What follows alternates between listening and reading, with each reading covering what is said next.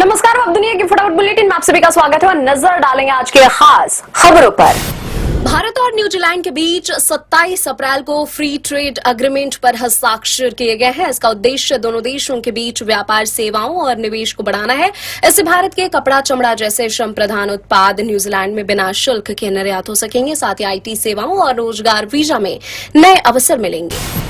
चुनाव प्रचार के आखिरी दिन बैरकपुर में प्रधानमंत्री नरेंद्र मोदी ने बंगाल के लिए 5 बड़ी गारंटियां दी। इसमें सरकारी भर्तियों में पारदर्शिता, कंटेंट क्रिएटर लाभ और स्ट्रीट वेंडर्स के लिए मदद जैसे अहम वादे शामिल हैं। मोदी ने बंगाल को अपनी आध्यात्मिक यात्रा का ऊर्जा केंद्र बताया।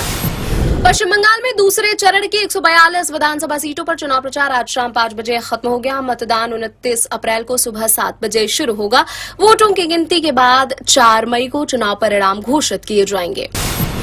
आरामबाग से टीएमसी सांसद मिताली बाग ने कार में रोते हुए वीडियो शेयर किया। चुनाव प्रचार के अंतिम चरण के दौरान हुगली जिले के गोघाट में बीजेपी कार्यकर्ताओं पर लगाया कार में तोड़फोड़ करने का आरोप। केंद्र शासित प्रदेश लद्दाख के उपराज्यपाल विनय कुमार सक्सेना ने ट्वीट किया, लद्दाख के लिए एक ऐतिहासिक दिन।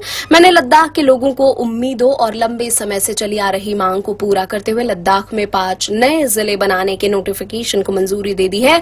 5 नए जिले नुब्रा, शाम, चांगथांग, जांस्कर और द्रास बनने के साथ ही लद्दाख में अब 2 से 7 जिले हो जाएंगे। लखनऊ के खिलाफ केकेआर को मैच जिताने वाले रिंकू सिंह से पोस्ट मैच प्रेजेंटेशन में जब सवाल पूछा गया कि क्या अब उन्हें रिंकू संकट मोचन कहा जाए, तो उन्होंने मुस्कुराते हुए साफ मना कर दिया। उनका जवाब था, नहीं, रिंकू ही अच्छा है। राघव चड्ढा के पार्टी छोड़ने के बाद आपको एक और बड़ा झटका। गुजरात के बड़े नेता ने भी दिया इस्तीफा। राज्य उपाध्यक्ष और प्रमुख किसान नेता सागर रबारी ने पार्टी के सभी पदों और प्राथमिक सदस्यता से इस्तीफा दिया। रूस पहुंचे ईरान के विदेश मंत्री अरागची ने इस्लामाबाद की अपनी यात्रा को सफल बताया। पश्चिम एशिया में जारी युद्ध के समाधान के लिए तेहरान और वाशिंगटन में दूसरे दौर के शांति वार्ता पर जारी अनिश्चितता के बीच ईरान के विदेश मंत्री का यह दौरा हुआ। केजरीवाल ने न्यायमूर्ति स्वर्णकांता शर्मा को लिखा पत्र, कहा न्याय होता हुआ दिखना भी चाहिए। पत्र लिखकर कहा कि आबकारी मामले में वह न तो खुद उनके समक्ष पेश होंगे और न ही उनकी ओर से कोई वकील पैरवी करेगा। लाडू लक्ष्मी योजना के लाभार्थियों का रद्द नहीं होगा बीपीएल कार्ड। नारी शक्ति वंदन पर सीएम नायब सैनी ने कांग्रेस को घेरा।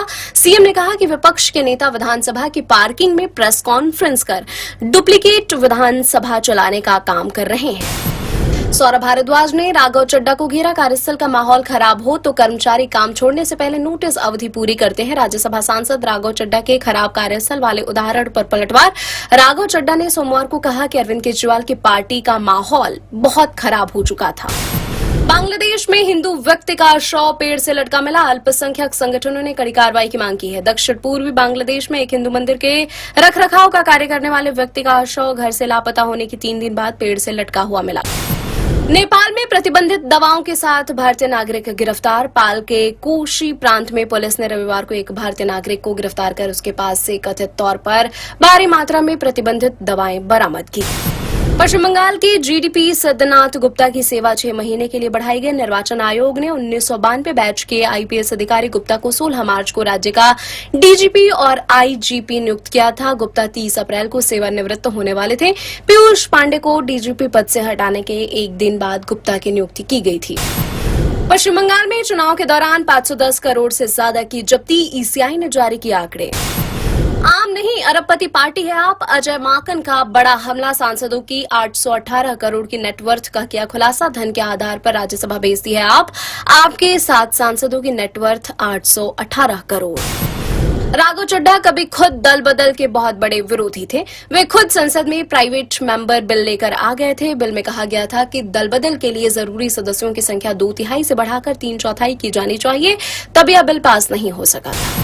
3 दिन के बाद शेयर बाजार में तेजी लौटी। सेंसेक्स 639 अंक चढ़ा। विश्लेषकों ने कहा कि रिलायंस इंडस्ट्रीज और सन फार्मा के शेयरों में जोरदार लिवाली आने से मानक सूचकांकों में उछाल देखा गया। ईरान और अमेरिका के बीच तनाव घटने के संकेतों ने भी धारणा को मजबूती दी। कांतारा मिमिक्री केस में कर्नाटक हाईकोर्ट ने स्वीकार की रणवीर सिंह की बिना शर्त माफी। कोर्ट ने दिया मैसूर के चामुंडेश्वरी मंदिर जाने का निर्देश। एक इवेंट में कांतारा में दिखाए गए चामुंडी देव को रणवीर ने बताया था भूत। एक्टर पर दर्ज हुआ था धार्मिक भावनाएं भड़काने का केस। रणदीप हुड्डा की वेब सीरीज इंस्पेक्टर अविनाश के दूसरे सीजन का हुआ ऐलान। सीरीज के टीजर में दमदार पुलिस ऑफिसर के रोल में दिखे रणदीप। जियो हॉटस्टार पर स्ट्रीम होगी सीरीज। उर्वशी रौतेला, अमित सियाल और शालिन भनोट भी आएंगे नजर। ये थी आज की फटाफट बुलेटिन। ऐसे ही ताजा अपडेट्स के लिए बने रहे हमारे साथ, यानी कि विजिट करें वेब दुनिया पर।